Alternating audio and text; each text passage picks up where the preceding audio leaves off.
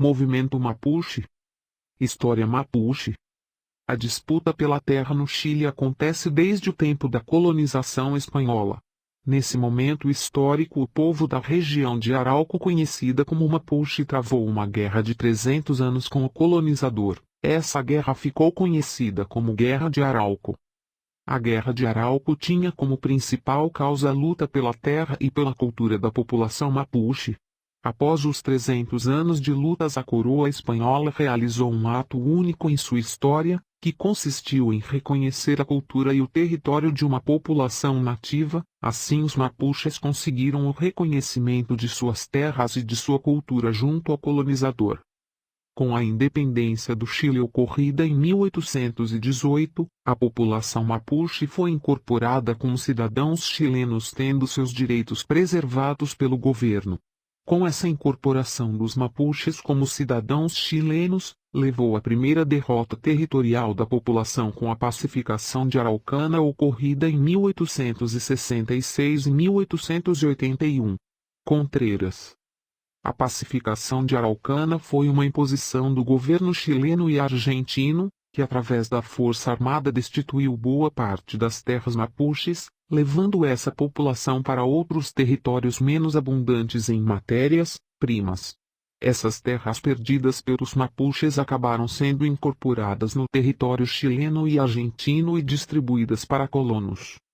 Com a chegada de Salvador Allende na presidência do Chile em 1970, vai-se iniciar políticas com tendências socialistas. Entre as principais características do governo Allende estava a reforma agrária, que veio beneficiar a população mapuche, que acabou recuperando uma parcela de suas terras. Moia, 2006. Porém, o governo de Allende durou muito pouco tempo, entre 1970 e 1973, onde acabou sendo deposto de seu cargo como presidente do Chile através de um golpe militar. Com a morte de Allende, vai assumir em seu lugar o ditador Augusto Pinochet. No governo Pinochet, boa parte das políticas socialistas de Allende foram desmembradas. Assim, vai-se iniciar outra forma política totalmente diferente de sua antecessora. O governo ditatorial vai se utilizar de políticas liberais para comandar o país. Através dessas políticas, muitas empresas estatais ficaram no comando de grandes empresas privadas. Essas políticas liberais de Pinochet alavancaram a economia chilena, tornando o Chile um país próspero para o capital estrangeiro. Porém, o crescimento econômico do Chile não representou uma prosperidade para toda a população. Os setores mais excluídos da sociedade chilena amargaram percas de suas terras e de seus direitos. Entre essa população estava o povo mapuche, que teve que migrar para as grandes cidades em busca de trabalho. Movimento Mapuche na atualidade. Após o fim do governo militar, o movimento Mapuche vai começar a ganhar força. Muitos jovens vão começar a reivindicar seus direitos junto ao governo chileno. Entre essas reivindicações está a luta por território e pelo direito da preservação de sua cultura.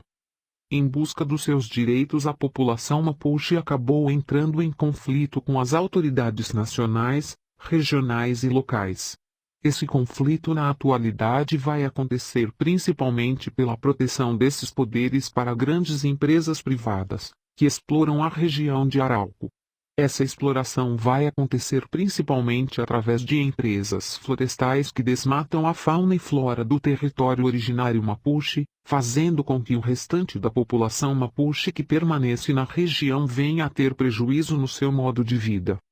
Esse pensamento de exploração da terra se torna um dos principais pontos de divergências entre os mapuches e o governo chileno. A cultura mapuche tem entre suas características o respeito à terra, se utilizando dela de uma forma consciente, se diferenciando totalmente das políticas adotadas pelo governo do Chile, que durante anos preferiu utilizar políticas focadas no crescimento econômico.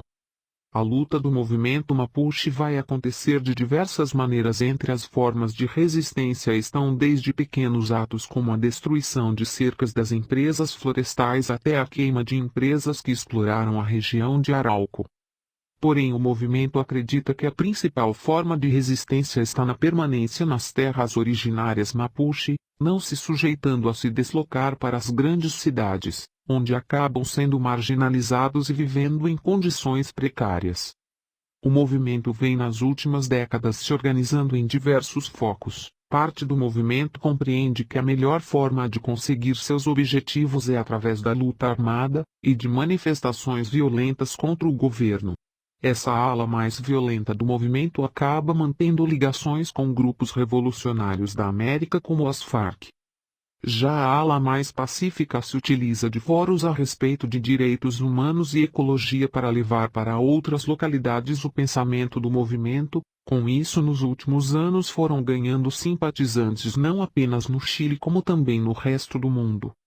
Nos últimos anos o movimento começou a adquirir maior participação política, através de tentativas de se eleger a cargos políticos. Os descendentes Mapuche vêm aos poucos conseguindo se fazer presente, inclusive com tentativas para as eleições presidenciais do Chile. As divergências entre o movimento Mapuche e o governo chileno vêm a cada ano tomando novas proporções. Como forma de tentar impedir os protestos, o governo do Chile vem utilizando-se da lei antiterrorista criada na época da ditadura militar para prender muitos líderes Mapuche.